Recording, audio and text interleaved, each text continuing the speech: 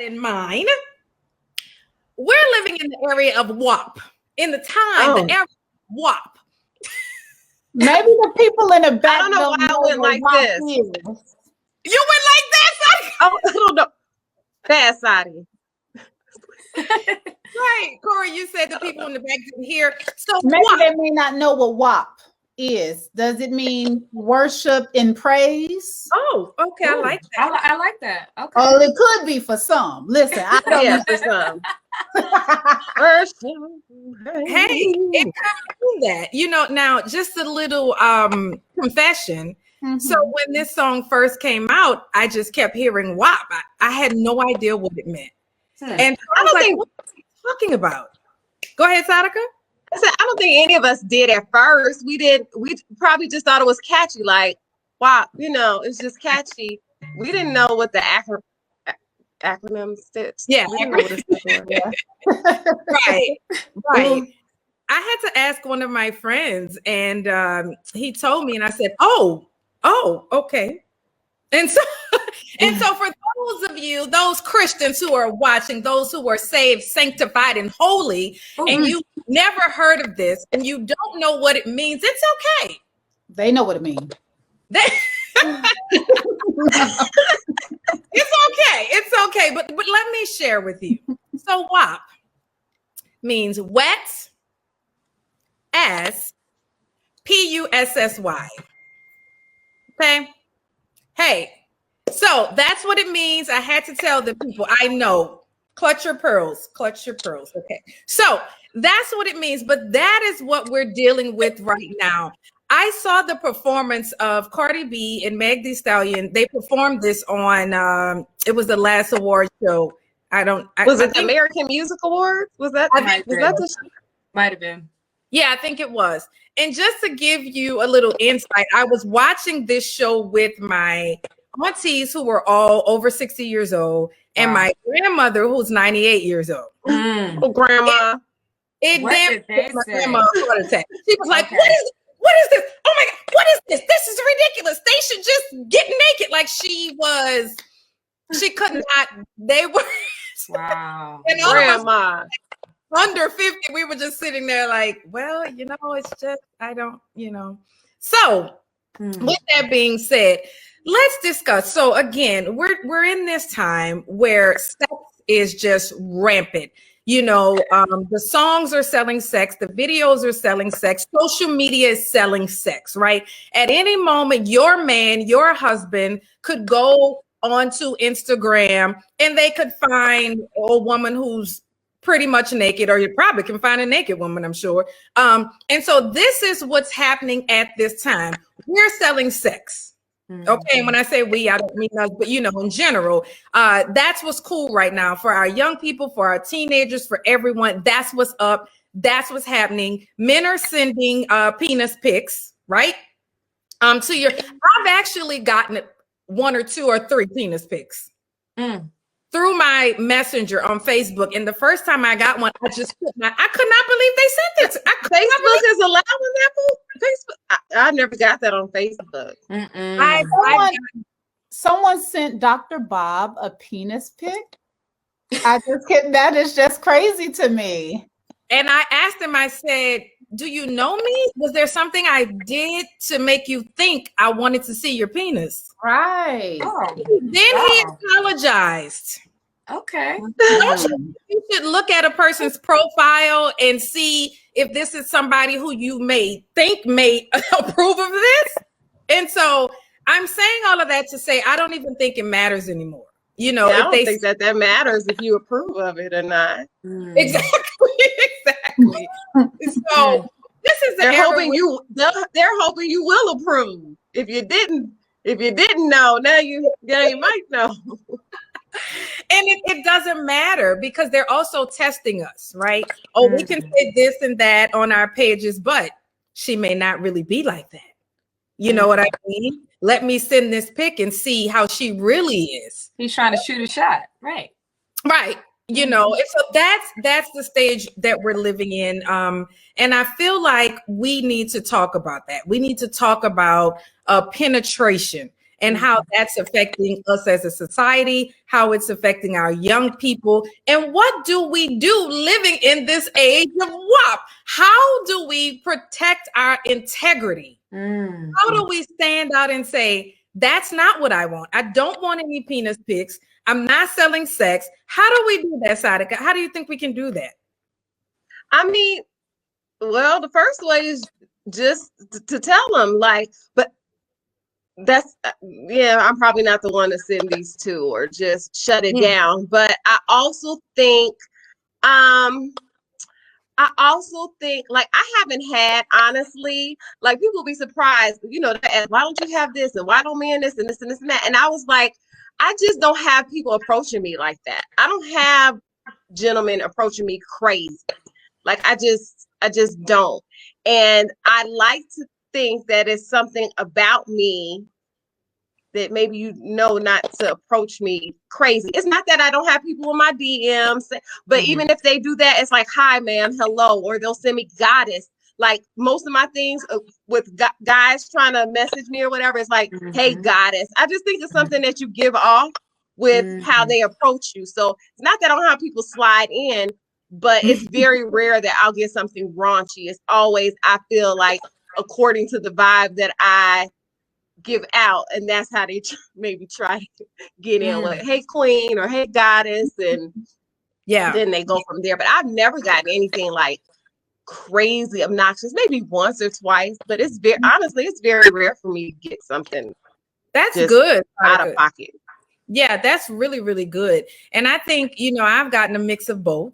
I do think that if you are selling your body, and promoting your body, you probably get more, of course, negative DMs and things like that. But then I also think some men are just, I don't know, it's just like a crazy thing, where they just send whatever they want to send. But yeah, I definitely think it's how you portray yourself on social media really matters. What do you think, LaCora, about that? How do we maintain our integrity during this time? And then, I was going to say that. Could you mute yourselves, guys? Because that feedback, I can still hear it. That's a hard question because we are in an era where there is, sexual liberation, self-care. And for some women, that self-care is whatever makes me feel good. And if that peen makes me feel good, then I'm more apt to do what I need to do to get to my goals, to be where I need to be and where I want to be, or where I think I should be and what is my purpose. So that's a little hard because some women and some people still feel like you can still maintain integrity with the penetration. Some people feel like, well, what you mean, sis? I don't even like how you posing that question, Dr. Bob. So you trying to say that if there's penetration while I'm on my road to purpose, that there is no integrity? You know what I mean? I'm not saying that I feel that way, Dr. Bob. I'm just saying this is what the people saying, some of the people saying in their mind. Right. So I feel like integrity, it's a little hard during this time because we are in an era where someone like Dr. Bob could still have peen pics, and she gives out no way, no shape, no form of you could come at me like that. I don't ever want us to think that it's something so wonderful about who we are that people cannot send us a picture like that. I'm not saying you, Saadiqa. I'm sure you are a goddess and you are a queen, but I'm just saying, like, we always think that it's something that we're given or we're not given to make us receive or not receive. Don't be fooled by that hype. I think in this particular era, because everything is so over sexualized, and that there is no like people that sell in integrity, like that's not what's hot in the streets right now. You know what I mean? It is a little hard for people to be like, well, dang, LaCora giving a little body shot. She got a little swimsuit, because I don't really give that thing, but I may say, well, I'm feeling free today. I'm a grown woman. If I feel good about my body, let me show this body. And I could still maintain my integrity. So I think that's a hard question to say, like, can you still maintain it? If you have it, you have it. But because we are in an era where sexual freedom and liberation is so freeing right now, because I am a grown woman, a lot of women feel like there is no loss in my integrity, boo. I could still be sexy. I could still give them a little bit of this wop and look at my light. The Lord don't like all that right now. Now, the Lord is trying to say through the light that is flashing that if you think that you could show off some WAP and still have some integrity, that you may be thinking of the wrong thing, okay? The Lord is saying through my flickering light that if you got them legs open with that dripping wet WAP, that you may need to go on and close them legs and sit in your silence and be like, God, help me get back to my integrity. So I think that's how we maintain our integrity through God. Amen. Amen. Because my light was flashing and the Lord ain't like that, Saadiqa Bob. So Thank you so much. Wow, that was hilarious. The light, he'll do it. He'll give you a sign. And before we go to Shaunte, it just brought up something. So I went to my Bible.com app. And usually I go to my concordance with the actual physical Bible if I'm looking for something. But I went to my Bible.com app and I just put sex. I just put in sex. And I started going through some of the scripture. And I was on the 3rd page. And I just got tired of reading, to be honest. I'm saying that to say there are so many scriptures that reference sex and intimacy. So you can never have an excuse. We all have our opinions about different things, right? About premarital sex, about adultery, about homosexuality, just about so many different things. But if you're looking for an answer and you are a believer, you don't have to listen to LaCora or Saadiqa or Shaunte or myself. It's right there. And we don't have anything to do with the writing of that book, okay? So it's right there. Every answer you want, it's right there, and it is specific. All right, awesome. So Shaunte, what do you think about this WAP and this integrity and this social media? Thank you for having me. You guys are so entertaining. I love you. I love you. And just, girl, LaCora, you crazy girl. The sign, the Lord told you. And it's true. Just receive the signs. Well, I mean, how I feel about the WAP, I mean, I think it's a culture. I think it's a culture for young women right now. And it's what's hip, it's what's cool, like LaCora was saying. You know, it's what's in. But, you know, back when we were young, or maybe I'm just speaking for myself, back when I was young, it was Lil' Kim. Lil' Kim, you know, with the poster with the legs wide open, you know what I'm saying? So this ain't nothing new under the sun. You know what I'm saying? So we've all experienced this in our youthfulness, and we've learned, we've grown wiser as women of God to be more just in our bodies and allow our bodies to be a temple. Because I would just say, keep it classy. When you first gave the question, I was just like, well, you know, how do we maintain our integrity? Keep it classy. You know, and like you said, you can still have the freedom to be proud of your body, the work that you do. You eat healthy, you fit, you're fit, you work out, you know, and I can be on the beach and be like, yes, but I ain't talking about no WAP. You know what I mean? First of all, because I'm locked down, you know, with Mr. Man right there, and he'd have a problem with that, advertising his stuff.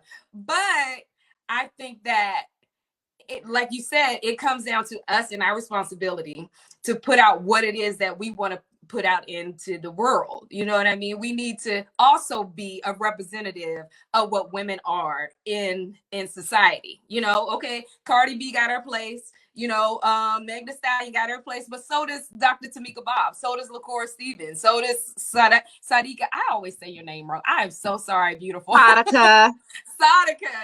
Yes. Saadiqa. I got it. So does Saadiqa Muhammad. You know, so does Shaunte Massard.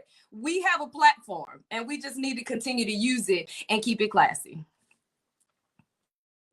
I love it. I love it. As soon as you say keep it classy, I love it. I think that's a simple answer. You know, LaCora, like you said, you can post in your bathing suit if you're feeling free one day because you're grown. You know what I mean? You can just feel like you want to show your womanly, you know, figure, or just get in a place where you say, you know what? I've had a long week. I've had a long month. I've had a long day. And I just feel like doing something that makes me feel good. Unfortunately, there will always be someone who will look at it, you know, and lust after you. Hey, it's life. Okay. You all are beautiful women. That will always happen. You can post a picture with, pajamas on a chair and someone may lust after you. So that's just a fact. But I think keeping it classy is a good thing. And I also think, Shaunte, a very good point is that there's a space for all of us. Right? Right. Lil' Kim, she kind of started this thing, and all these rappers, singers, they're coming behind her just trying to replicate it. But it's all about sex where we are, or they are, the industry is selling sex. That's true. And just to look at a few of the comments, Dad said, that wasn't the Lord, LaCora. That was the old devil trying to stop your flow. That old blue foot devil. Yes. That was the old devil. And for those of you who are watching right now, go ahead and get your questions together, get your comments together, because we are going to be answering those. So back to WAP. So again, if you're watching this and you feel like that's the only way you can secure a man or secure a mate, I want you to know that's not the truth. Okay. Your body is a temple. And I was thinking about that earlier. Your body is a temple, which means that's not just sex, right? That's the food you put into your body. That's the way you treat your body. Do you exercise? You know what I mean? It's the way you talk, what comes out of your mouth. It's so many different things. Sex is included in there. But if you think about it like that, like my body is a temple, God gave me this body, then you'll treat it better. Yes. Yes. Awesome. So let's go with Rel. What do you have to say, Rel? He says the WAP is misrepresented. It's being portrayed like a sport. In reality, the WAP is at its best when you're connected to that person to actually make it a WAP. Well, okay. Unmute myself. Oh. Okay. Go ahead. No, hey. That was okay. Okay. I was just gonna say, I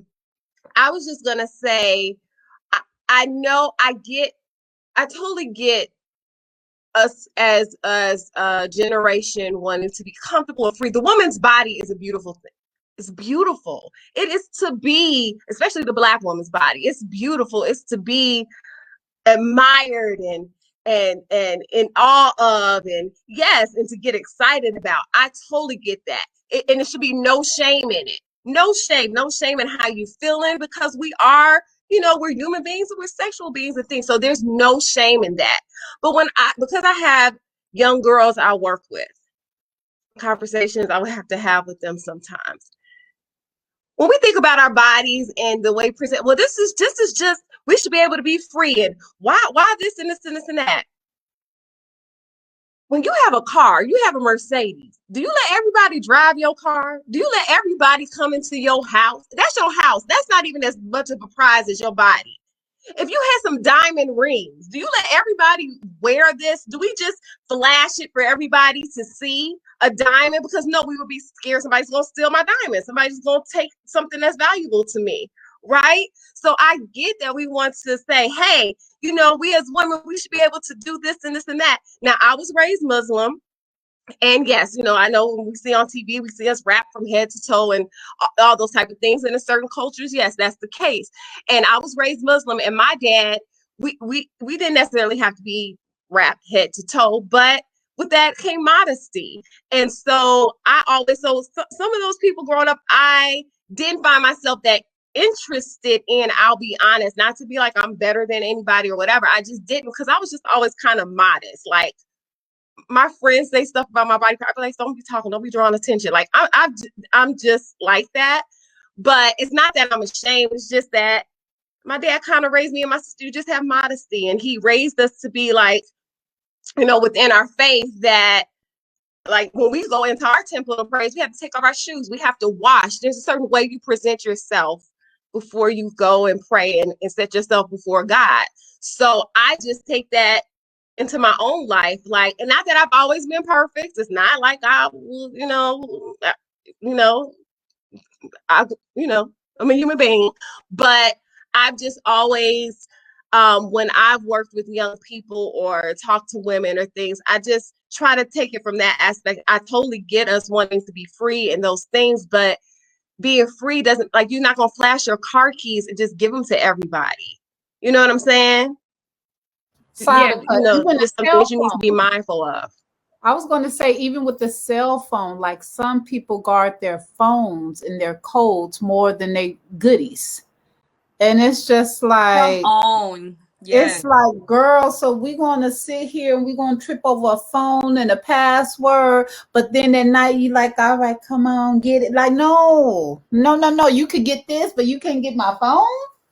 No, you are so valuable. You know what I mean? Like, a lot of people don't understand. I remember watching Married to Medicine. I don't know if y'all watched that show, but there's one young lady named Toya, and she was saying, she said something. She was like, my goodie. She said, so what do you get your husband for your anniversary? She was like, my body. And then one of the ladies said, your body? She was like, yes, girl, my body. Do you know how valuable this is? And I was like, now, girl, you better speak on that. You know what I mean? At the end of the day, that is a gift. It is a gift. And we should see our bodies as something so valuable. I don't need to roll you up with a Mercedes on anniversary. I don't need to. You getting this, okay? All of this on our anniversary. Yes, ma'am. Yes, ma'am. Yeah. Love it.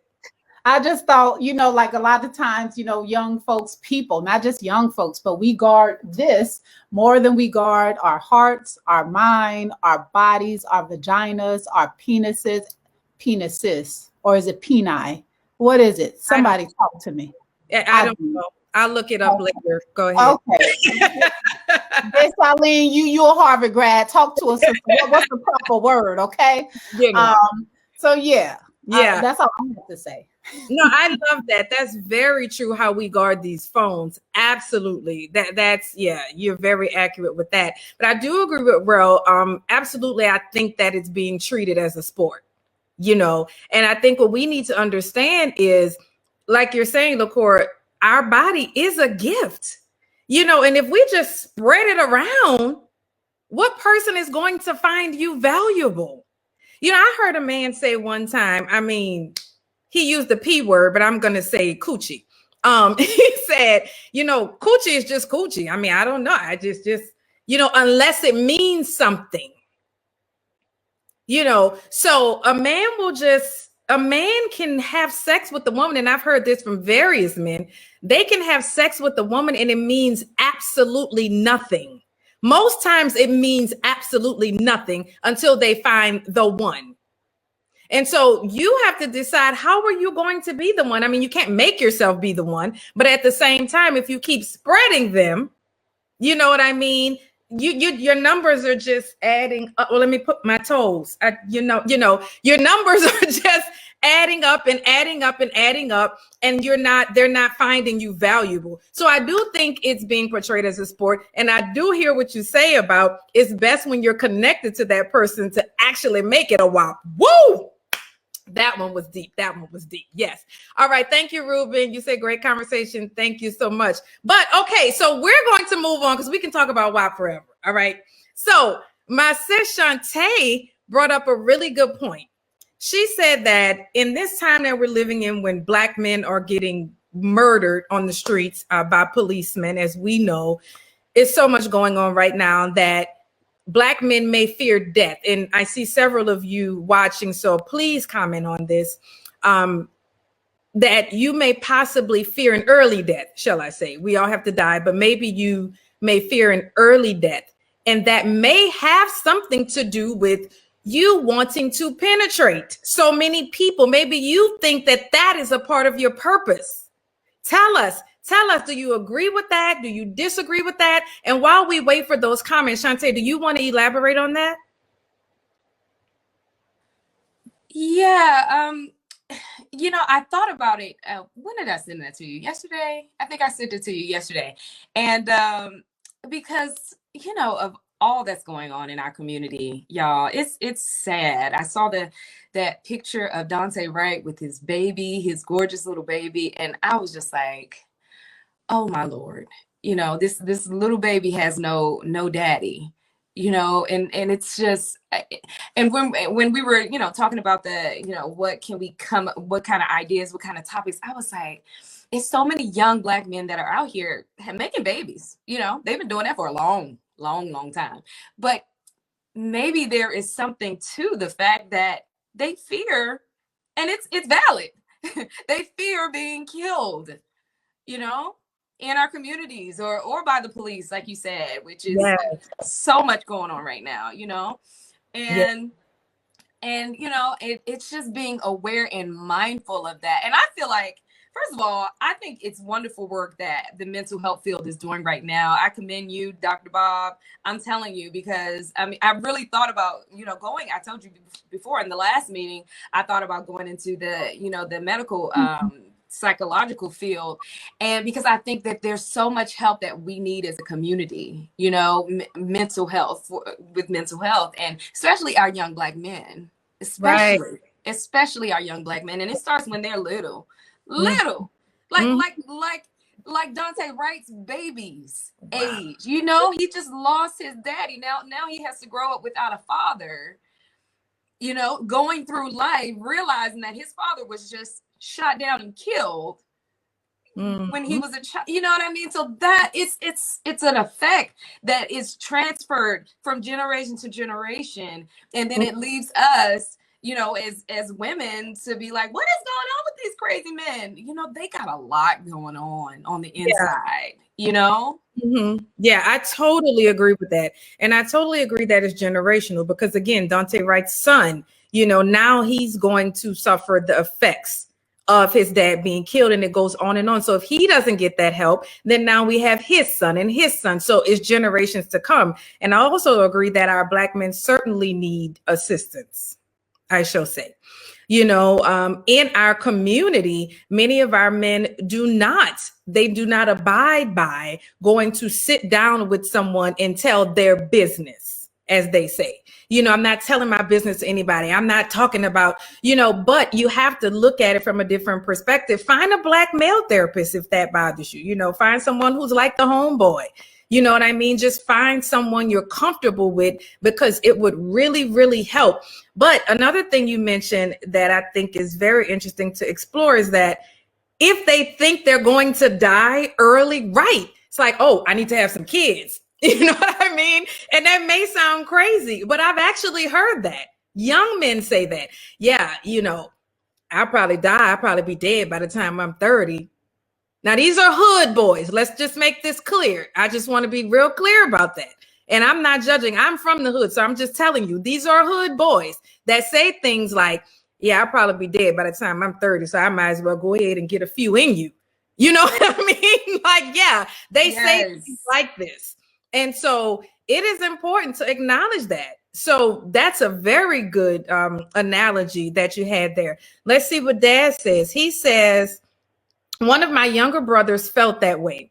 He said he needed kids because he didn't think he would live long out here. Now, 13 kids and a bunch of different mothers later, that joker is still alive and well. Wow, Des. Thank you for sharing that. Let me say something about this. Then I want to take it to you, LaCora. Let me say something about this. Again, I was listening to a sermon where the pastor said, he was talking about purpose. And he said, men, your purpose is not to have 5 different baby mothers. He said, he just put it out there. He said, that is not your purpose. That is not a part of your purpose. And Shaunte, this was after you sent that to me. This was this morning, actually. And I heard that and I said, oh my gosh, we're definitely supposed to discuss that. He said that to me and he said, that's not your purpose. And he said, women, your purpose is not to be naked on IG. He was getting at us, y'all. So Daz, what you said, wow. So we know there's some truth to it. Any reaction to that, LaCora? Well, I was cracking up because he said that joker is still alive. So does that mean that cracked me up? I'm like, okay, I have to mute myself, but that's hilarious. He said that joker is still alive and kicking. That joker's still alive. Which one, Des? Which one? So my thing is, you know, this is interesting because I never thought about it like that. And biblically, the Bible does tell us now. Listen, I hear what these hood fellas are saying. I hear you, Dr. Bob. I hear you, Shaunte. But the Bible says, The Let's see what Bible light says. do. The Bible says to go out and multiply. The Bible does not say you can't have multiple. The Bible don't say, well, listen, I'm just saying. Because of course the Bible during that particular time, we did have to, replenish the earth. We had to do all this stuff. But some people, especially Black people, we have been slaughtered. We have been raped, killed. We know our history, and these people are still doing it to this day. To this day. Am I so mad about a joker having 13 babies? Let me think about this. Now, I'm just going to be real. I'm sorry. Because when I think about the Black population and the Black race, who am I? Just like your pastor, whoever said that, I don't know if it was your pastor or not.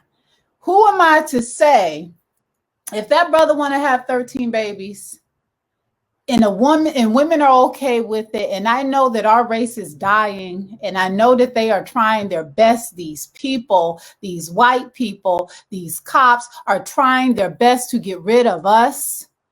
But what they don't know is that will never happen. Do you understand, white people, nasty white people, if you're out there hearing me, if this is on replay 10 years from now, that we're not going anywhere? Do you understand that? I can't get mad at a brother that says, you know what, I don't know if I'm going to live long in these streets.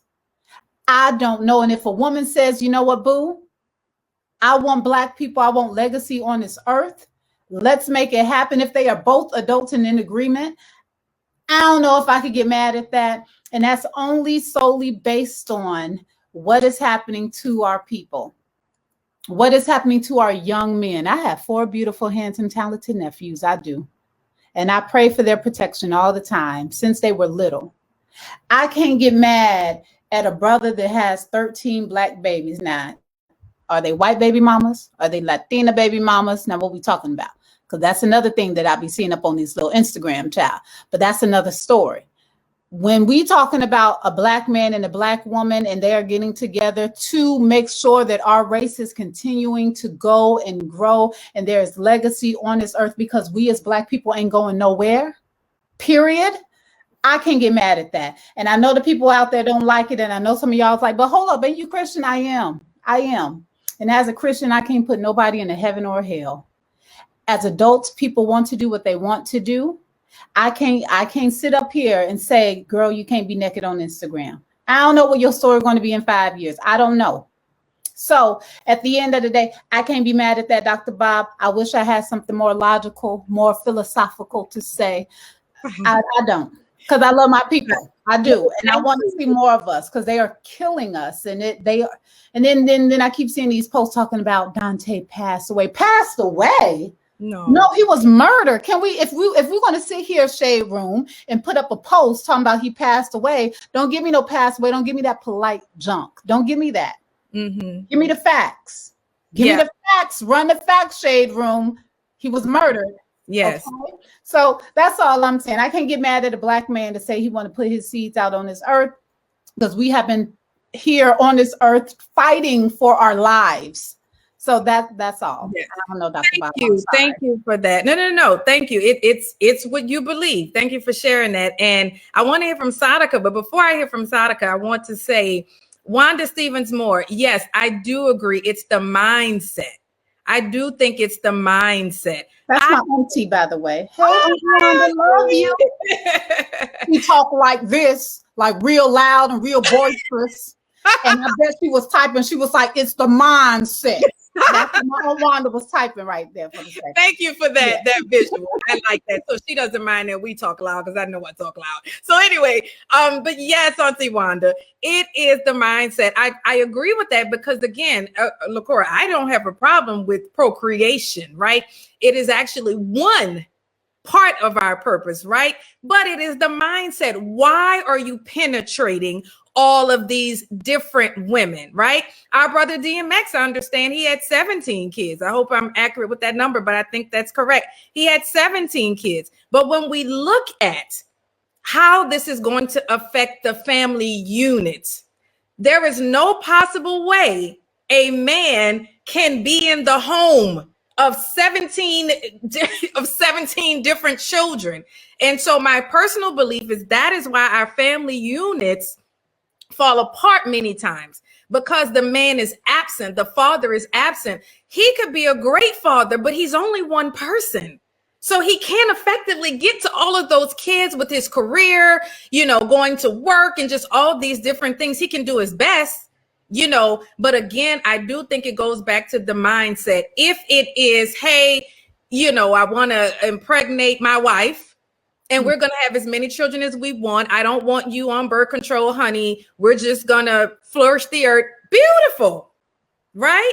But if I'm penetrating a different woman every week, I'm not using protection. Now we're going into other conversations. You know what I mean? So there's a myriad of negative things that can happen from having so many different households. Cassandra says, I'm sorry, go ahead, LaCora. Oh, and I was going to say, and you're absolutely right, but I do know that there could be whole people that have been in unwhole households. Look at, President Barack. You know what I mean? So I understand what you're saying. I do. And I know that Broad even spoke to that about the foundation of the family. You know what I mean? So, and you're going to cover that. But I just wanted to say, I understand that, of course, that is a major caveat. It truly is. You know what I mean? But I do know, there are healthy people that grew up in a single household. Absolutely. I'm one of them. Yeah. I'm one of them. So I totally agree with you on that. But I do believe there is something missing when you don't have the two parents present. You can still become successful, as we see. You know what I mean? But I do think there's something missing, because you were created by two people, not one. You know what I mean? And so, I think that's important. So, Saadiqa, did you have, and I see you, Shaunte. Saadiqa, did you want to react to that comment of our men having 13 to 20 kids? I want to be, like I said, every time we talk about men and hood boys and them, I just want to be caring, careful, and understanding, because I don't want it to turn into, again, something where it seems like men do this and men do that and blah, blah, blah, because it's, it's women out here, they're like, hey, I just want to be careful on the judging, or just, not that that's what we're doing here, but it being perceived as that. I think sometimes it can be, you know what you mean, your heart, what you're trying to communicate, and sometimes it may be perceived to something else. So when I think of what LaCora said is like, we don't know, right? I work with students who have been in so many different types of situations. And what I have to tell them when they tell me some of their stories is, when they're going through stuff or they're feeling, I have to say, I don't know what that's like. It probably wouldn't have been the way, like when they tell me how they were left or whatever, I get mad, like, why would your parent do that? But I have to communicate to them that your purpose still doesn't change. You're lucky and blessed you have the teacher that you have right here in front of you, because while you might not have that, if somebody had 13 kids, in some way, by God, all those 13 kids were supposed to be here. But I do believe it's our duty as a human being. If I decide that that's what I want to do, it's also that parents do, that person who's deciding to penetrate. You have to be connected to God. What is your do? If you're just saying, I'm going to leave a legacy and I'm doing that, but then how are you doing it? You can't just say, I want the feel good part and to put it in people, and not the other part that God tells you to do. And that's the part you have to be careful on. So yes, we can say, maybe they're supposed to do that. And all those beings that are on this planet, yes, they're supposed to be here. But I think sometimes we just want to listen to one part of what God says. And God is not telling me to sit up here and just do this, feel good, impregnate a bunch of women, go do stuff with a bunch of men, and just whatever. The only reason why I know this is because Saadiqa does it, right? I listen to the part of God that I want to listen to sometimes, not the whole discipline part of what he is telling me to do. Yes, you're supposed to have a son. Yes, you're supposed to have some daughters out here. Yes, our race is supposed to live in this legacy and populate this world. But you better make sure you're there to make sure that they reading them books and they're able to sit down at a table with mama and daddy and be able to go out into this world and feel supported and feel connected to their community and feel connected to their parents and their lineage and whoever comes before them. That they're supposed to have that God part too. And I think with this penetration and purpose, why do we want to penetrate? Because it feels good. Let's stop like let's be that mess. That thing feels wonderful. It feels good to now, be in that moment. That ain't no mess. Now that's King's. That's what I'm saying. I don't know why I said mess because it's not mess. I'm saying that that feels amazing. It feels wonderful. And sometimes when we're lonely, sometimes when we don't feel good about ourselves, I think about some of the times I have done that when I was not feeling, I was hurt, and it felt good to connect with somebody because he thinking I'm cute in that moment, or I'm a little lost and I just need somebody to touch, and I'll put myself under the bus. I just need somebody to touch and rub and make me feel like something in the moment. And I think for us, a lot of human beings, we are human and we hurt and we feel. And what is the easiest way sometimes for us to get a good feeling is to penetrate and have sex and have somebody touch us. That's just a human desire that we want. And where the tricky situation is when we confuse that, we depend on that from a person who might not be for us, but we start depending on it because that felt so good, and it's an escape, and it keeps me from focusing on the other God part is telling me to do. Yes, God wants me to connect. God wants me to be touched. God wants me to have a great lover. But what is this other part that God is telling me to do? And I lose my focus because I know when I want a good feeling, that's what I can turn to. Yes. Or like you said, from our male friends, they can do this and they can feel good at any time and not feel totally connected to, because I always found that amazing. I'm like, you don't even think the girl's cute. Like, don't she at least have to be attractive to you? And he's like, no. I'm like, that's amazing. Like, what? They say a poom poom does not have a name on it. Yeah. That's what they say in Jamaica. It feels good. And that's where I'll be honest, like the discipline comes in. The discipline, it feels good, but I have to discipline myself to be like, man, what does this honestly lead to? Yes, it will feel good for the time that for the night that we, do whatever. And yes, I might need that escape for the time was whatever, but at the end of the day, if I really stick to like my purpose and the other things God are whispering me to do you know how good no, it's not going to take 5 minutes.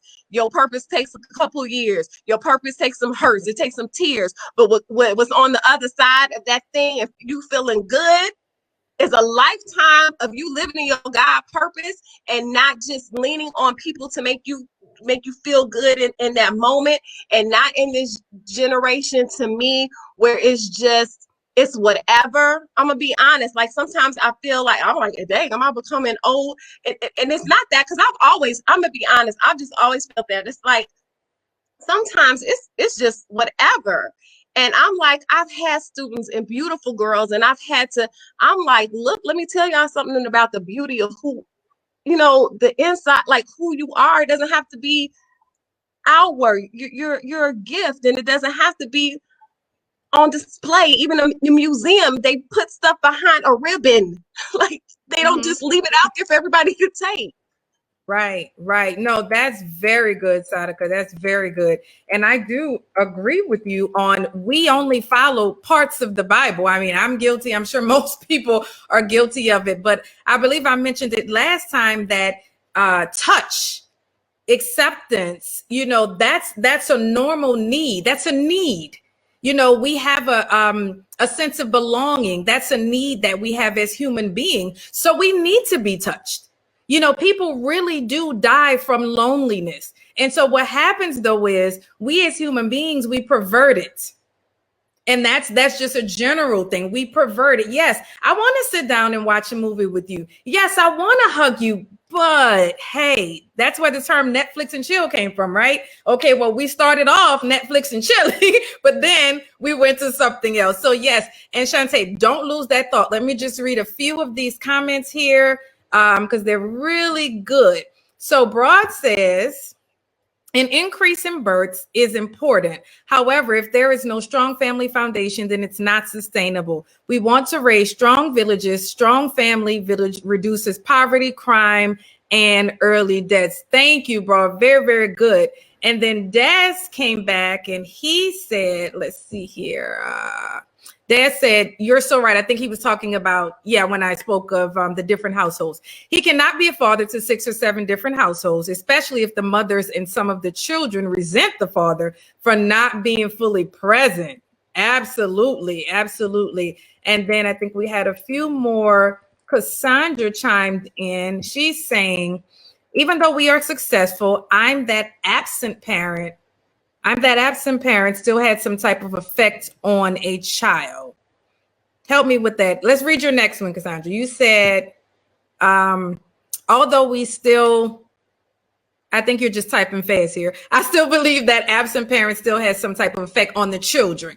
Oh, yes, absolutely. Yep, that's what we said. We definitely said that.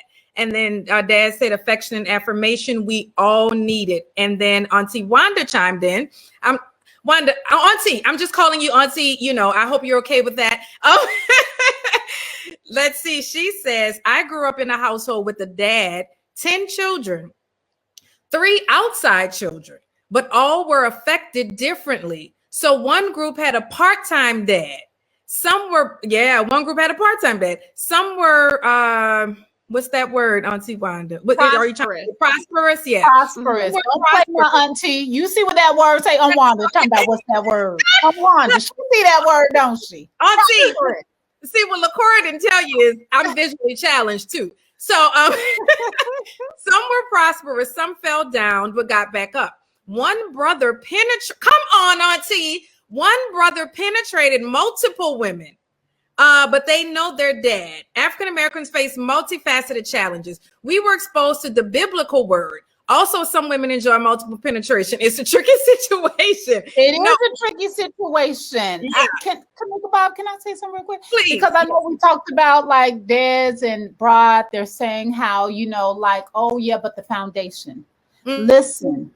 And I understand that our history as Black people start well before slavery. I understand that. We always think that that's our beginning, and it isn't. But even if we start there and we looked at how effed up our situation was, we as Black people will take something that is nothing and make it into who we are today. Do you understand civil rights? And I know this ain't a civil rights conversation. I know this ain't a slavery conversation. I know this ain't about Black people making it conversation.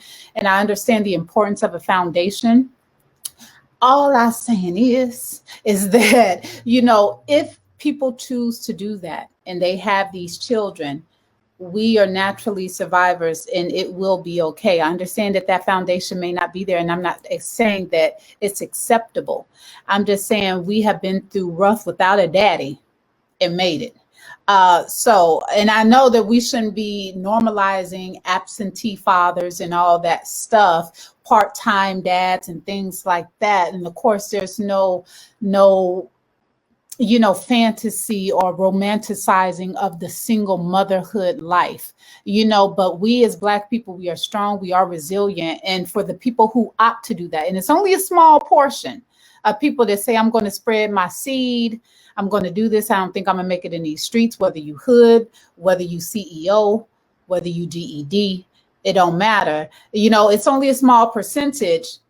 I'm just saying, if that's their forte, then you know what I mean? It is what it is. I ain't here to bash them. That's all I'm saying. I ain't here to bash none of them jokers. That's it. Yes. Like Wanda said, it's a tricky situation. Some people, even with that 2-parent household, with the foundation, with the love, with everything, you still turn out to be trash, honey. So it's a tricky situation. That's all I'm going to say. I hear you. Shaunte, you've been waiting in the wings. Girl, I've been waiting patiently. Say no. What you got for us? I got some Amazon packages my husband brought. I was trying to open them up real quick. But no, I wanted to piggyback off of what LaCora said earlier, and then Saadiqa came and just smashed it. I mean, I was gonna say, I just wrote down it's fear versus love. Okay, so there's a difference between you making babies from fear of death, and you making babies from love. And then Saadiqa basically, she broke it down when she was like, right, when she said, you know, well, you got to be there to make sure, you know, there is a legacy, that child is educated, that child is connected to who he is, you know, that's out of love. And so when it comes to penetration can be, it can be a very selfish, it might as well be, it can be very selfish. This is for you. Like Saadiqa was saying, I want to feel good. I want somebody to touch me. It's about me. It's about me. It's about me. When purpose is about God and it's about others, it's bigger than you, right? So I think that's the difference, is that, you know, there are people out there that are choosing penetration, which is selfish. It's all about me.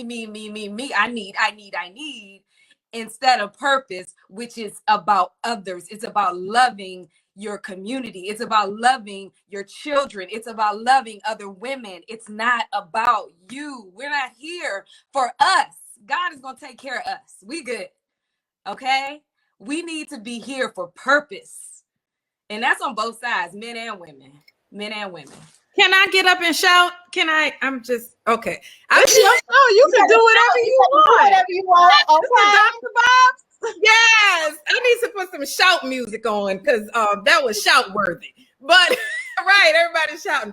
No, oh my gosh, I totally agree with that. I do think penetration is about you. It's about us. It's like Saadiqa said, you know, the bottom line is we want to feel good. And, you know, with that leads me to this question, because I don't see any comments yet. So perfect time.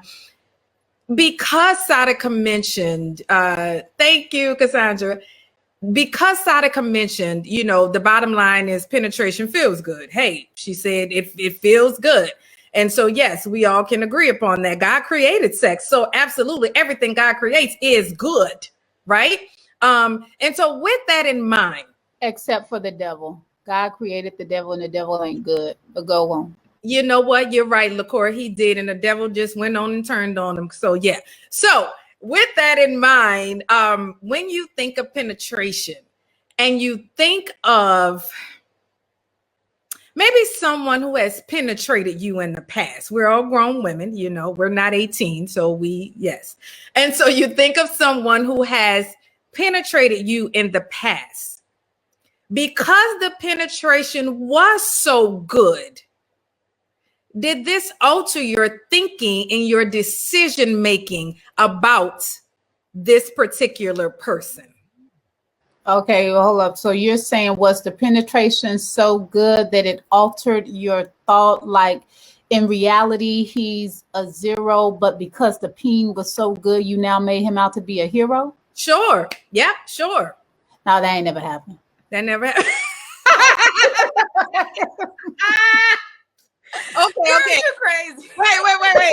Okay, how about this though, LaCora? Let me dig deeper. Okay, dig deeper. Come on. Maybe he was a zero and you didn't think he was a hero, but it still affected your decision making as it relates to him. For example, you were penetrated, it was great. You knew he was a zero, but did you go back again? No, that ain't never happened. That never happened. Okay. No. I'm trying to think. The only penetration that I had that I came back for that was a zero was that trash that I accidentally married. That's it. Like I can't think of, like outside of that, I can't think of.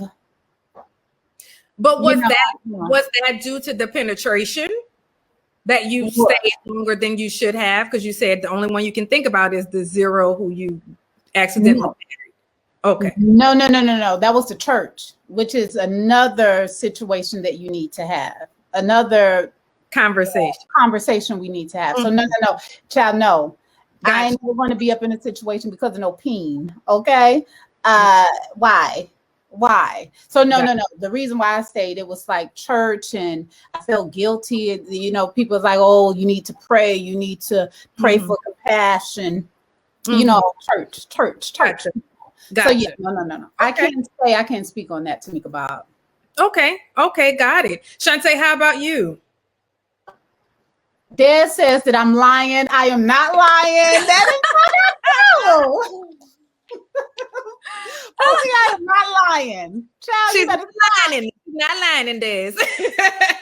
That is hilarious. That is funny. So have I been in a relationship with somebody? No, give me the question again. I'm sorry. It may have not been a relationship. Okay, someone you were penetrated by, right? Okay. Maybe this was a person who maybe didn't have the same feelings for you that you had for them, or maybe they did, but it affected your decision making. Yes, honey. Yes. Yes. Okay. You want me to share? Okay.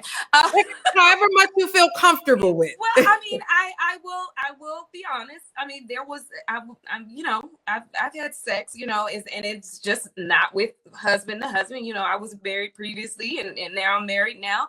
But there was a time when I was lonely, and I am a woman of God. I will say that, and it came to the point where I wanted to feel a man. I wanted to be with a man who I knew didn't have the same feelings for me. But where in my state of mind, I was crazy, coming from the relationship I came from. I really just wanted to feel, I had that monster ball Halle Berry moment where I just wanted to feel good. I just want to feel good, And so I did, and I felt good. And what we called it was a situation, like a relationship slash Situationship. That's what I call a situationship. That's what we had. And I knew that I was sad that it ended, but I knew it was going to end. And it's actually, I don't resent it. I don't regret it. I think it's what I needed during that time. I needed to feel good physically. I needed to be held physically. And then God did the rest. He healed me spiritually, emotionally. But yeah, during that time, I will say that I experienced that, and I don't regret it, honey. Now hold up now, because if we on the panel, we talking about God and penetration, and you, Shaunte, hold up now. Keep it real, like Rebecca said. Did I just hear you say that's what you needed, and that it was necessary, and that Yes, God ma'am. did the rest? God did the rest. Now I'm not saying I was totally right. I will I say thought you were saying God, He has delivered me, He has saved me, He has forgiven me of my sins. Yes, I have fallen, and I got back up again. Absolutely. Okay, of course that. Like, God has blessed you immensely. Okay, you have a wonderful husband. You are happy. It's a healthy relationship. I just thought you were saying that God sent that old joker to your door. No, I wouldn't say that. Okay. I wouldn't say that He sent them to the door, but no, I'm kidding. I thank God for that. Awesome, Shaunte. No, thank you for your transparency with that. Like Rebecca said, we are keeping it real. Yes, we are. Yeah, and that happens. I think that's happened to most women. You just have lonely moments, and you might find yourself in a situation that you did not plan to be in. So it's really about getting up and getting back on track, right? Yeah. So Saadiqa, how about you? Has this ever happened to you? It's happened to me. Look, I'll share to be an example so nobody has to feel like they're alone or judge yourself or anything. Most of the situations I have been in, and I'm a different type of, I won't say a different type of female because there might be other females out here who feel like me. I was never the type of female. I honestly didn't want to get married. I love my son. He knows the story. I didn't see myself having kids, any of that. I'm a very much free spirit artist. Go where the wind takes me. Hey, boy. That's kind of Saadiqa's nature. I'm going to be honest. So when I would deal with people, it's not that I didn't like the people that I was dealing with, but I noticed the pattern with myself. They were never people who wanted to commit. And while on the surface, I was, and so I would feel like I could do whatever, and not like I was just out here like that, but I feel like I could do whatever, and there was no real thing or loss. Now, I would feel like maybe I wanted to be in a relationship with them, but when I really think about it and look back over this pattern of men that I was with who really didn't want a commitment, I just needed somebody. I was just, maybe for the time kicking, whatever. At that time, that's just something that I continued to do. And the type of guys that I chose, it was never going to be, they liked me. They might have liked me. None of them were bad. None of them were bad. I never felt like anyone was a zero. I'm going to be honest. Like, I just have nothing bad, negative to say about anybody that I've, dealt with. It's just that, and like I said, I just can't point the finger at them. I had to just start looking at me. I'm like, Dad, the people that you're choosing, they like you, but it's not like going to be a commitment. So I'm like, well, Saadiqa, what is that? And it's always because like I felt like I really didn't want a commitment. Like if I had to really look deep, like I didn't really want a commitment. I could say it, I might have bugged him about it, like, well, what does this mean? And all this other stuff, and still kept dealing with him. But when I realized that, even, I'm not going to say I'm like gun-ho, I have to be married and all that. But when I started, or not even when I started to realize, when God started to whisper certain stuff to me about how I was dealing, and it was a period of time, like I was for 5 years, like celibate, like I ain't messing with nobody, like nothing. Then the last person, that whole thing. And I feel like I didn't feel guilty about it, but I felt like this is not my purpose. This is something with him and me being on track with what I'm supposed to do is just not coinciding. It wasn't like I'm making him out to be a bad guy or anything like that. It's just like, you can't keep doing this. And I think even though I don't see myself getting married, I'm going to say this, I don't see myself having a kid.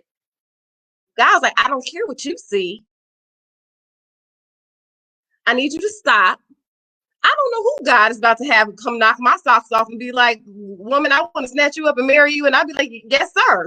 I don't know. But I do know the whispers that I'm getting. I still don't feel gun-ho like I have to get married. But I do know it's like, chill. I do know the whisper to me is like, chill, stop, like getting your purpose, because I don't know. Like, I don't know me better than God knows me. Yeah. I think I know me, but I don't know. And so I have to really tune in and listen, because while I can sit here and say, I don't want to get married and I just want to be out here and do my thing, blah, blah, blah, blah, blah, blah, blah. And if I don't listen to these whispers when God was saying, stop dealing with that, like, chill, like, I need you to not be out here, not do certain things, not watch certain things, not, stop it. Because I don't know who he has for me that's about to turn my whole world upside every which way but loose.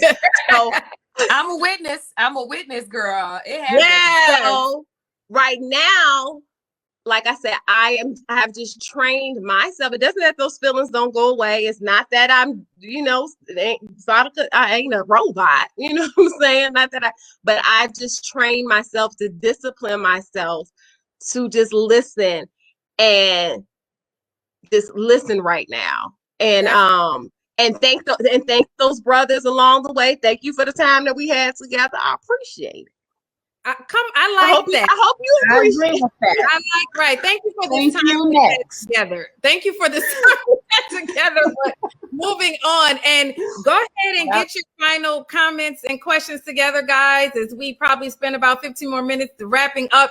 And Diva Donna, yes, we're keeping it real. So because we're keeping it real, I am going to go ahead and answer that question. And then there's a part 2 of that question. We'll take comments, and then we're going to let you guys go into your hot dates. So listen, so I believe in answering the same questions that I posed. So for me, Shaunte, the reason I could help you with that term situationship is because I was in one.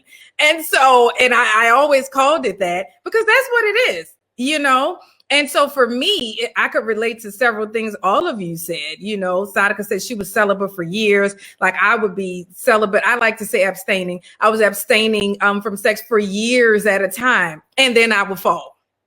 You know what I mean? I would go more years and then I will fall, and for me, I did feel extremely guilty when I fell.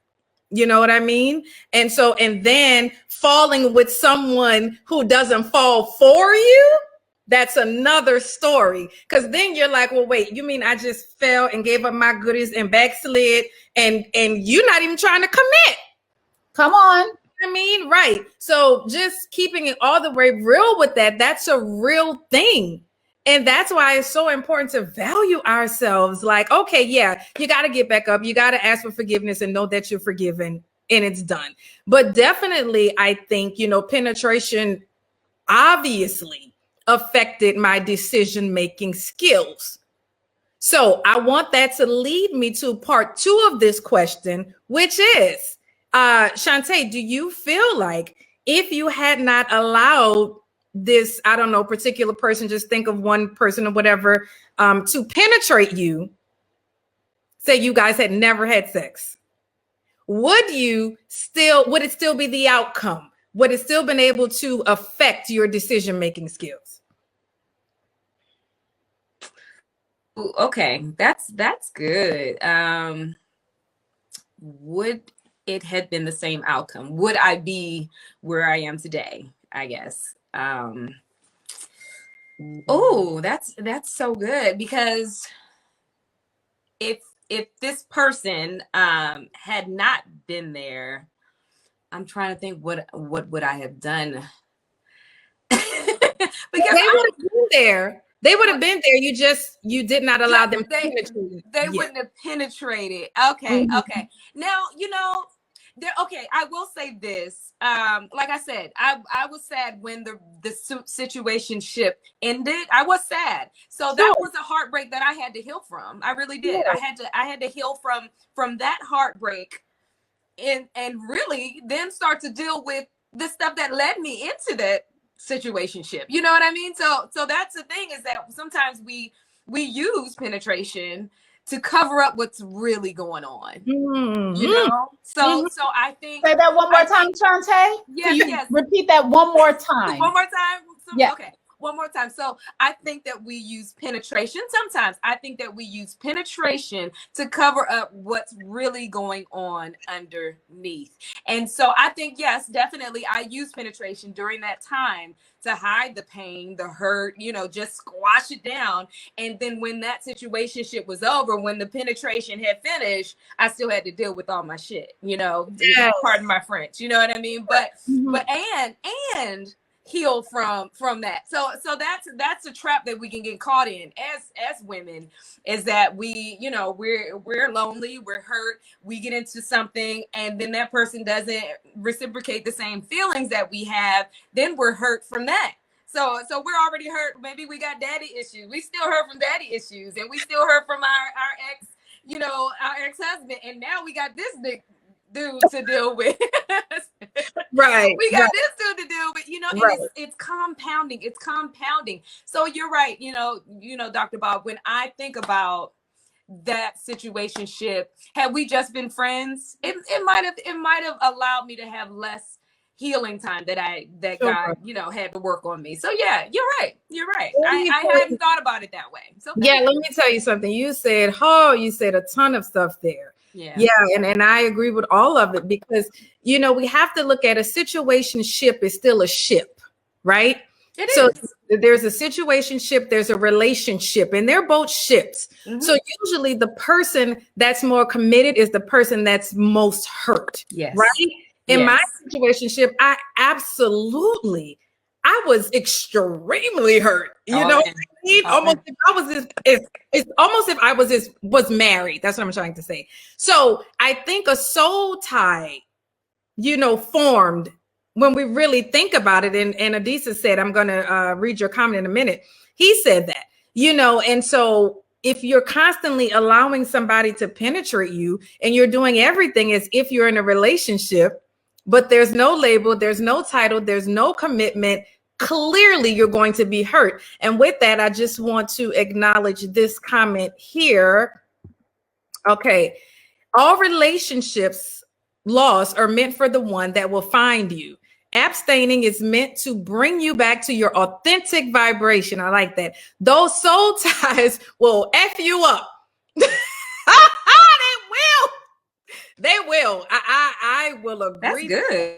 That's good. He also says it takes 7 years for that energy to leave you. Okay. I didn't know that.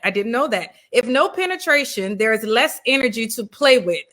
Now that I believe. But Adisa, tell me where that 7 years comes. I don't know about the 7 years. Yeah, I can't accept certain things. That I don't know about the 7 years. I think it's as long as God will allow you. I can't accept certain things. But we gotta be careful. I ain't received it in 7 years. I don't let that. I honestly forgot about that relationship until we just brought it up. Okay, come on, speak on that. Now, that was less than 7 years ago. So maybe that's for Adisa with the 7 years. Yes, you know, maybe. I can't agree with everything that come my way, brother. But I do hear, and even with the soul ties, I'm still not convinced by that. But that's just me. Yes, I'm Christian. In the Bible, it talks about soul ties, but that's just like one situation, and it wasn't even a marriage. But you know, I can't really. So the 7 years, I can't take that. I heard about 7 years. Your taste buds change every 7 years. That's why we like food that we didn't like as kids. Now, Disa, maybe you heard about that. But with this whole 7 years of the vibration, brother, nah, I'm good. Okay. Corey, he says that 7 is the number for completion. Right, but I'm gonna go with Shaunte when she said that God. Hold up, where's Shaunte? I'm gonna go with Shaunte. He is the authority. That God could take away and break away. God had to say, why are you still mourning over dead things? Why are you? I moved him. You are now here. This is David, you know, King David, all that stuff in the Bible. He's like, why are you still mourning? Like I got this. I'm God. So I can't say that God put in the Bible 7 years. When God say it's time, chronos, baby. Chronos. Come on. And I got to respect that. When God say it's time for you to move on, deuce, I can't be crying about that no more. It's time for me to move on. So I think he means more in a spiritual sense. I don't think he means like it'll take you 7 years to get over that person. I think he means it takes like when we let people enter us, like from a spiritual sense. And I'm not saying agree, disagree, but I'm saying I don't think he means like, I don't think we spend 7 years crying over somebody necessarily, but I think he says when we allow people to enter us, to totally cleanse their spirit from our body, to release them spiritually. I'm into numerology a little bit too. So he's saying, don't twist your face up at me, LaCora. I'm saying what I'm just saying. I'm not. I'm just saying. I'm just saying that God has the power to say when it's on and it's over, it's on and it's over. That's all. Yeah. But I think he means from like letting somebody enter you until you totally like clean them out. He's saying spiritually, that's it. Yeah, I think that's what he's saying. I'm sorry, King. Listen, brother, I am not here to diss you. This is no disrespect. You know, I'm smiling. I just disagree with you, but I don't. Yeah. So that's all. It will not take 7 years for me to get rid of you. Absolutely. But I think it's a very powerful thing when we allow someone to enter us. Thus, the term soul ties was formed. You know what I mean? Because I mean, if we're talking about the Bible says that when you unite with someone, like the Bible makes a reference of when a man sleeps with a prostitute, that they are now one. You know what I mean? And so when we allow someone to enter us, there are certain spirits that are entering us. People don't want to believe that. You know, that's a scary thing to really process, but it's really the truth. So soul ties, it sounds all deep. You know, but that's really what it's saying is that, you know, we're allowing that person's spirit, some part of their spirit to enter us. And there's a tie somewhere. So that's where heartbreak happens. You know what I mean? That's where, think about relationships where people are committing suicide because somebody left them, or men who kill women and then commit suicide. Why? Because they can't live without the woman. And that's a soul tie, or is this person? That can be both. And it can be that for some and not for others. So it's a valid concept, you know what I mean? But it's something to really dig in and study. And then Brandon says, and why buy the cow when you can get the milk for free? Well, Brandon, we know that's how a lot of men think, and it is very true. And that's why Saadiqa said, we can't blame the men, right? I don't blame the man 100% for my situationship. I absolutely take responsibility because he couldn't do anything that I didn't want him to do. Or no, not want, allow. He couldn't do anything that I didn't allow him to do. And so, Brandon, that's very true. He also says, my belief is the soul tie is really strong when the woman is having sex with another man and she's still thinking about the one she got hurt from while with another man. Oh, geez. Well, okay. I don't know what to say to that. You're muted, Saadiqa. I said, Brandon is coming. What do you want us to have a part 3? Exactly. Well, ladies, this was I know Saadiqa didn't get to answer that when I asked the part 2 of the question. Yeah, did you remember? Okay, so repeat it one more time so I can make sure I'm answering. So the man that you spoke of when you answered part 1, meaning he penetrated you and he affected your decision-making process. Mm-hmm. If he had not penetrated you, would there have been a different outcome? Would he have been able to affect your decision-making process? That particular person, no. Like I was able to right. Because like I just knew at the beginning it wasn't, I didn't want to be this past person. No. There was one person who, it was funny because I have had men in my life who have told me who I am, who have come to me and told me who I am. And you deserve this and you deserve that. And I know sometimes we might think that that's game or things like that. But I one person, I feel like when I think about this specific person, because like I said, I regret nothing. Like I enjoyed my time with him. We were adults, all good. When I think, and I really liked him. I really, really, really liked this person. Like butterflies, all of that. But there was a part of me, and he liked, and I believe he really, really liked me. But for some reason, there was a part of me that was afraid and scared, and I don't know. And I was leaning on it, like, we don't really have to do this, because I was afraid, like maybe he didn't really want to do, I don't know, just a silly thing. I don't know, silly young things, I guess. And so I think the outcome would have been different if maybe I was just honest with the person and said, I really like you too. And I'm scared. If I really would have talked to this person, because I remember one day this person called me and told me all this stuff. And I thought I was like, you crazy. You don't even know me like this. But he was telling me everything you might want a girl to, you might want a dude to say to you. And I remember being so afraid and so scared. And I just, for some reason, kept it in this sexual, we'll meet up, it's no thing, whatever. So what I learned from that is like, be truthful, like, and trust that the guy who likes you, even if you felt like it started off even with this just a sexual thing, be truthful and open and honest, and you don't know. And I think sometimes that's where we mess up too. We get so stuck in the routine of what we've been doing that we might be afraid to say, like, I really like you, and I don't know if this is for me, or maybe the other person really likes you and you're just scared to have a conversation, or scared that person might say, I don't like you, and this is what it is, and you gotta exit. So I think what I learned from that one was to be honest, because I was like, man, I kind of would have, being a little bit older, would have liked to see what would have happened if I was honest with him during this time. And I wasn't honest about my feelings. Yeah. Well, where he at now, Saadiqa? Where he at?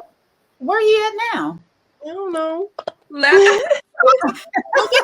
him know. Sadie, we can help you find him now. We're about to become a reunite service. This is so hilarious to me. Life is short, honey. Look, it's short. Yeah, we can find everybody deserves love. Find that good man. Right. Thank you for sharing that. Miss Yurid says, and I think this was when we were talking about I mentioned how when we have sex, how we're being entered, so spirits can exchange. She says, remember, women are the receivers and the man deposits. That's how we become one with the person. So yeah, question, Mm-hmm. Question. So if this is the case, what about with homosexuals? So does that mean that soul ties does not happen with them? If a man is depositing into another man? Well, Like, he's depositing. right, but she says woman. She made it very clear, woman, man. And I'm wondering, because with soul ties, if we talk like that, then it's like, okay, so can it be man deposit? And Yeah, can they have soul ties? right. We were talking about women and men, and I'm just giving her a chance to respond. We were talking about women and men, so that's probably why she referenced women. But I'm just wondering, like the people, because some people, I do ask certain questions to myself when people are talking. I would like to know. So just because there may be some homosexuals out there watching right now, and they may be like, well, I'm excluded here. So what about me? Does soul tie apply to me? I'm just wondering. What say y'all, Miss Ure, Tamika? I love it. Comment. Go ahead and respond on that. I mean, for me, until we get a comment here. We have a comment. Let's see. Let's go ahead and bring up this comment from Adisa. He says he is depositing, but with the woman, it is an egg, and still it is a spiritual situation. Okay. So basically he's saying, well, homosexuals, clearly there isn't an egg involved. So maybe I just think, and Miss Ure says again, heterosexual or homosexual, yeah. I'm definitely in the Bible, that's the reference, right, Miss Ure? When it specifically says soul ties, not the one becomes one when they marry, but when it comes, it was a friendly relationship. It was not, was it Jeremiah, I believe, in the book of they talk about how these two men that there was a soul tie between them. So was it Joshua and David? Was it Joshua and David? Up now. So y'all have to look it up, Shaunte. I think it might have. Yeah. I mean, I think there can be. This is just me. This is not Bible right now. That's a good question. Separate that. I think there can be a soul tie. You know, I think when sex is involved anyway, there can be a soul tie. But I think there are so many different levels when we talk about heterosexuals versus homosexuals. I do think there are so many levels to that in spirituality. So I would suggest, if anyone is watching and you want more information, to do your own research. Okay. But then my next question would be, because remember Saadiqa, she was like, girl, no, not with him. It wouldn't have changed. So my next question would be, can you have sex and there not be a soul tie? Well, I will say with the person who I was like, no, for me wanting a relationship with that person, that was no thing. It wasn't like I was crying, boo-hooing over it. But excuse my son, because he decided come into this kitchen when I told him. I don't know if you hear all that crunching in the background. Okay, I don't hear it. But when I decided the tie for me was the sex, right? So that was a tie that was hard to let go. It wasn't him. Like, I didn't want a relationship with him, but lonely nights, you know what I'm saying, that tie or thinking about him, or when I am feeling like, oh, you know, that will come into play. Or like, you know, what's the big deal if we just, what's the big deal? You know, that type of thing. So still feeling connected because it was, for me, good. And you know, it was. So if it's bad and fluids are exchanged, man is depositing into a woman, you ain't like it. It wasn't all of that. He wasn't cute. You was lonely. You had some tequila. Is there created a whole thing? I'm just saying this happens, right? That everybody was like, we keeping it real, we keeping it real, we keeping it real. So tequila had a part of it. You lonely because situationship broke your heart. You out with your girl. I see what you're saying.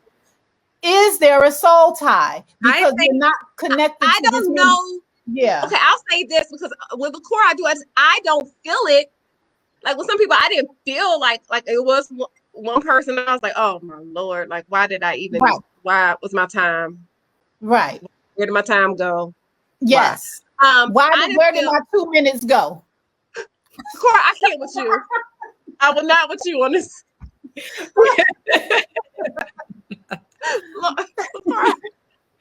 Listen. So I didn't feel any deep thing, but I think what people are saying is when we allow, because when we have sex, we're allowing people to enter us, bodies are connecting and things like that. So we might not feel it on our human level. I think when people are saying the soul tie thing, it's like we allow people to penetrate us and come into, so we don't know if we start acting funky one next week. We might not be thinking about them, but what if we start, like, maybe we notice we're doing something different? I don't know. I'm not saying this is true, but maybe we feel sick, or maybe we start a habit that we didn't have because we let somebody into us and we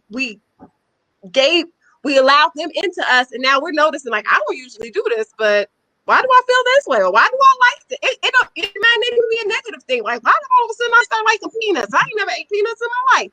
Like, I think that's what people are talking about when you start connecting bodies and letting people enter you and things, that becomes the tie. Right. Not that we may feel it on a human level, because it would be like, this dude was no big deal, or this girl was no big deal. But I think so you don't know.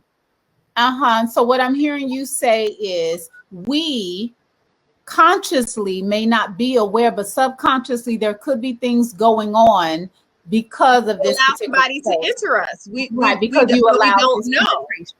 That's what I'm thinking.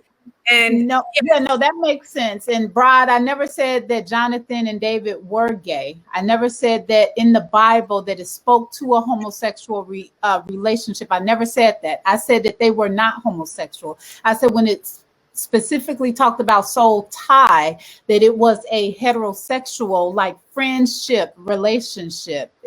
So what are you talking about, boo? So go ahead, Shaunte. Well, let's look. I'm sorry, Shaunte. 1 second. Let's look at Broad's comment, because we ain't got time for that mess. No, I'm playing. Go ahead.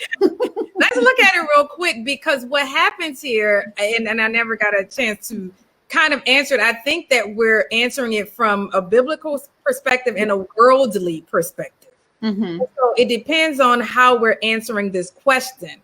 I will choose to answer it in a biblical perspective, which says to me that yes, there is going to be a soul tie with everyone you have sex with. Now, that may sound far-fetched, just like Saadiqa just said. We may not feel it, just like you said, Cora. Maybe it was awful. You don't even remember the whatever. But in the spiritual realm, in the premarital sex, you know what I mean? It has not been ordained by God. It is not in the marriage bed. And he entered you, whether you're a man, woman, whatever the case is, there is going to be some type of tie. Now, I think deeper research can be done, to explain further what that means. But my answer to your question is yes, I think there's a soul tie with everyone you have sex with. And Broad, I think he was just offering the facts there that Jonathan and David were not a homosexual, in a homosexual relationship. They were friends.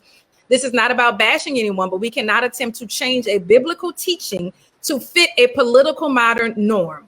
The objective of the Bible teaching is to keep sexual behavior in a marriage to avoid the challenges and heartache we are dealing with now. Now, I totally agree with that last statement. Yeah, now Brad is my friend, so that's why people, if you're watching and you're like, why is she being rude to him? Because I can, and that's my friend. But Brad, no, I was never insinuating nor implying that they were, and I'm not trying that. This conversation is no attempt in any way to change biblical teachings. I'm saying there could be homosexual people watching, and because we're solely speaking of men and women, they're also probably wondering, so as I think, this is how my mind works, I'm wondering about the people that are watching, whether they know what WAP is, whether they know what a soul tie is, whether they are heterosexual or homosexual. That is the only reason I'm not, and I'm going to repeat this again. This is not to change the Bible. This is not to say that they were gay. I said that when the Bible mentioned it, that they weren't even in a relationship, that they were friends. That's what I said. So, but thank you, Boo. I do appreciate you giving us the facts. Can I read the scripture? Because I found it. Come on, read the scripture. Yes, go ahead. Thank you, Shaunte. Come on. Let's read the scripture, because the word is it. Yeah, come on. Come on, ministry. 1 Samuel 18:1.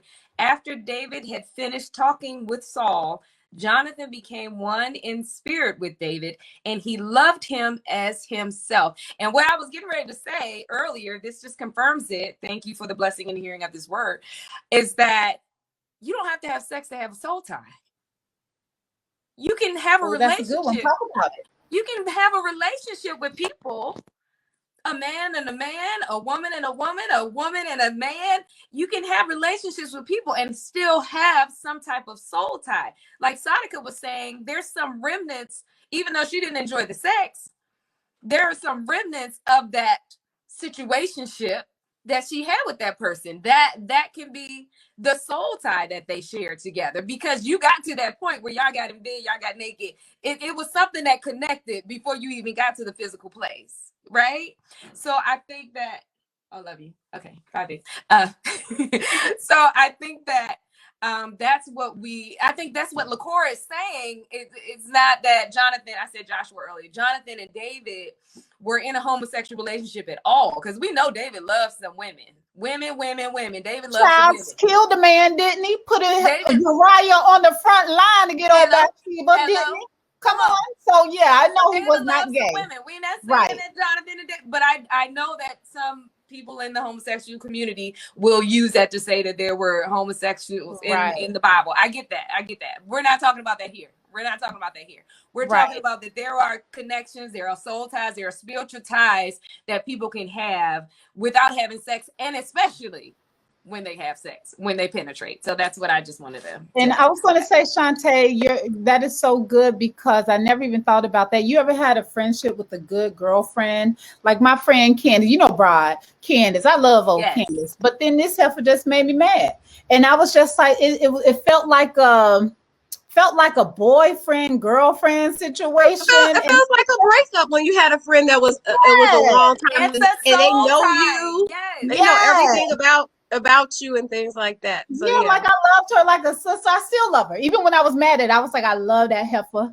Yes. And I wish the best for her, but I can't stand her. You know what I mean? Exactly. But there was something that was like, with us. So I understand, the whole relationship in the book of Samuel now, like in regards to David, and I'm just like, oh yeah, okay, I could see that, because the whole soul. I just wanted to do more research on that as well. Just like Adisa, I'm not so quick to accept everything that comes to me. Like I really have to do my studying first to accept it and believe it, and study to show thyself approved. I'll be honest, I don't know that it's something that you will be able to study and it's proven. I think that it's just something that maybe it's a label that we put on something. When you do that, have intimate with someone, you create the soul tie. I am a very spiritual person. I know, like, when you just take certain things in, like I can go into somebody's house and there's a certain aura. Like, so I think what we're saying, when we allow people to enter us,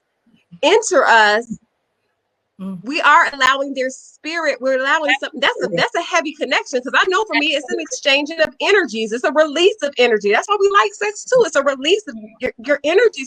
Some part of you is being released. Mm-hmm. So when we allow somebody to enter us, I think this is, because I'm gonna be honest, we're gonna say, well, people, do your research. I don't know if you can do the research on a soul tie. I think it's just a label that we may have put on things to say, when you create this, when you come into contact with someone. I think it's a spiritual thing. Like, people are leaving maybe spiritual deposits in you. Maybe we can say that. I like that. And some might not affect you, and some might. Some might. People are, when you allow people to enter you, they're leaving a little spiritual deposit intimately, and some may affect you and some might not. But sometimes you can't underestimate, like, who you're allowing to enter you. Like when you say you let some people in your house and you might feel a certain way when they leave. They didn't do nothing, but it's just like, well, she left my house and it smells different or something. You know what I'm saying? That type of thing. I don't know. Saadiqa, I had somebody come over to my house and they just smelled like spaghetti. And I didn't. LaCora, I'm not. I'm gonna mute myself. I'm gonna mute myself. But I'm not. Bob, You're crazy. I'm not. Listen, Makisha. LaCora. LaCora had a show within herself. She is. Makisha said, allow their energy to penetrate our being. And that's very true. Makisha, using the word that's in this title. And however we see it, they are penetrating something within us. Not just our vaginas, not just whatever else, but they are penetrating a lot of times our minds, our decisions, and many other things. So, and Adisa again said, discernment is important. When studying, I encourage you to study also in Hebrew to help with translations. Very good, very good, very good. You guys, this has been amazing. We could go 3 hours. This has been absolutely amazing. If there's anyone, because I know most of the posts have been comments, if you have any questions in this last, we'll give you like 3 minutes. If you have any questions, go ahead and post those and we will get to them. But before we do that, ladies, if you have any closing comments, just kind of summarize everything into one little ball of energy, what would that be? We'll start with Saadiqa, just something, a little tidbit for the people about penetration and purpose. Respect your temple, be mindful of your temple, know that you are something of value. Know all don't need to necessarily enter, and that doesn't even necessarily mean sexually. Everybody doesn't deserve your space, and so be very have discernment when you allow others to. And this is something, because I know now it's like, oh, I want to have some experiences, and part of me kind of gets that. I'm not gonna lie, like, to have different experiences. I'm not trying to take away from some of life, but if I could take away from some of the chaos and confusion of things, I think that's when we become mindful of our temples and our bodies and our spaces and who we specifically allow to enter. And we'll find that life may flow with a little more ease and of God's blessings and grace when we do that. Awesome. Yes. In total agreement with that. LaCora, what would you have for the people? Well, I would first like to apologize to my friend Rod, who claims that our soul tie is severed for the rest of the night. He's so crazy. But if you're just joining us, thank you so much. At the top of the conversation, we talked about WAP and how we are now in a very sexualized era of liberation. And I'm a grown woman, I'm a grown man, I do what makes me happy, and oftentimes sex makes us happy. And may I submit for your consideration that yes, sex may make you happy, but think about how it will affect your purpose. Is this person right for you? Are you taking the time to study them? Are they even taking the time to study you? Like who are you allowing to enter your body that you won't even allow to enter your phone? Keep that in mind. That's the conversation at hand. We appreciate y'all joining us. And yeah, that's it. Awesome. Awesome. Awesome. And Shaunte, what would you like to leave with the people?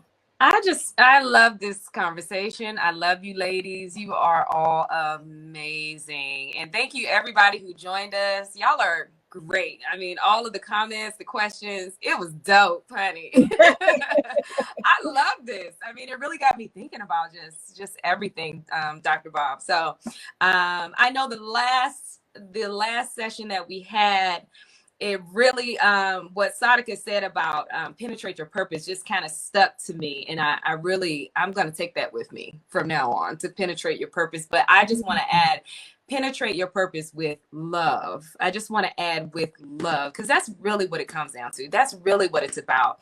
Don't be selfish. You know, in any relationship, allow yourself to be loved and to love. Open yourself up to that. Not necessarily physically. Not, just like Saadiqa said, you have to protect your space. Yes. But then you have to know when it's time to love. And you're loving, and you can love through your purpose. Matter of fact, you should love through your purpose, right? I like that. Now I'm gonna take that with me. I like that. Love through your yes, I love it. Through your purpose, penetrate your purpose through love. That's where I want to leave it, and I really appreciate you all. Awesome. Oh, No, thank you so much, ladies. And thank you to everyone who watched and commented. And you guys were tuned in. Makisha said part 3. Oh, Lord. And so they're still commenting. But we hope that we have said something this evening that will help you guys. If you could just take away one thing, you know, I hope that this helps you. And I just want to echo what Saadiqa said. You know, everyone isn't worthy of entering you. Think about it like that. WAP is not the end all be all. Okay. You know, that is just not. And all of the sexual energy that you're getting from social media and music and all of those things, just remember again that everyone is not worthy to enter you. And I just want to end with the scripture. And I just want to read really quickly 1 Corinthians 6:19-20. And that is, do you not know that your bodies are temples of the Holy Spirit, who is in you, whom you have received from God? You are not your own. You were bought at a price. Therefore, honor God with your bodies. That's it, ladies and gentlemen. And that's something to live up to. That's something to live up to. That's a requirement, honey. Dr. Bob, I do have one thing to say before we leave. Can I have your earring? Taking them off right now. Dr. Bob's earrings are everything right now to me. Well, thank you. And look, we keep saying one last thing, but the other thing, and this is really one last thing, you will fall. You heard me say earlier that I've fallen several times. You will fall. Why will you fall? Because you're human. Because you're made of flesh, okay? You will fall. And when you do, you pray, you ask for forgiveness, you get back on track. The end. Do not beat yourself up. That's all I got. It's so much. We might need a part 3 because it's so much. Now I'm like, I got a comment for what she just said. It's too much. I can't get off the doggone air. I don't know what to do. Hey, somebody said Makisha. I have to put this on the whole of Makisha. I saw Makisha. Makisha said, She a mess. Makisha! You see? Thank you, Makisha. That was good. We don't want that. We are not putting that energy out there. Okay, we ain't accepting that, Makisha. We ain't accepting none of that. We will not put that in. If you're being passed around, or if you're constantly you might just get tired and not even be aroused anymore. I mean, being passed around. I mean, if you're allowing yourself to jump from Harry to Mike. Oh, like Tom, Dick, and Harry. Right. You can be used up. You don't want to. I think that's what Makisha's trying to say. Don't get exactly. Used up. I thought she was saying. Wait, I took it a whole nother way. I thought Makisha was saying if we don't use it, it's gonna dry up. No, maybe she was. No, I ain't thinking like that. I don't know. I think you're Brandon right. says something. If you use it, you out there using it, it'll dry up. That's what I thought. That's what I'm thinking. That's what I thought too. But this is good, Brandon. Yes, great closing comment. A man that loves God and a woman will help her live up to that calling. Sex will come after love, and he will not rush to get the WAP. All right, ladies, Brandon. Hey. Thank you for chiming in, Brandon. Good job. Yes, thank you for chiming in, Brandon. That is awesome. Oh, and Cassandra said mileage. Exactly. Mm-hmm. She's talking about mileage. Right. So, you know, we don't know. Yeah. I done took that all wrong. I'm sorry. She's like, no, you drive, but we don't use it. Y'all are awesome. I do need a nap and dinner. So, me too. No, y'all, this was great. And Makisha keeps saying part 3. You know, maybe we'll consider it because this is a lot to talk about, a lot to really dive into. And of course, we could keep going on and on with more and more comments. But share this on your pages, guys. If you have a friend who needed to hear something, you know how you go to church and you listen to the pastor and then you say, oh, I sure wish my friend was here to, hear that. Well, this can be saved and it will be saved. And you can post it on your page or you can send it to your friends and let them watch it. Yes, it's kind of long, but they can kind of click and fast forward through. and they can get what they need. That's the most important thing. You can put it on while you're cleaning up, while you listen to music tomorrow. You know, tomorrow's like the cleanup day where you turn on your music or whatever, and just listen. Just press play and just listen again. All right, ladies, for the fourth time. We can't let each other go. Bye, guys. Bye. Have a great weekend. Have an awesome weekend. And you will never part, my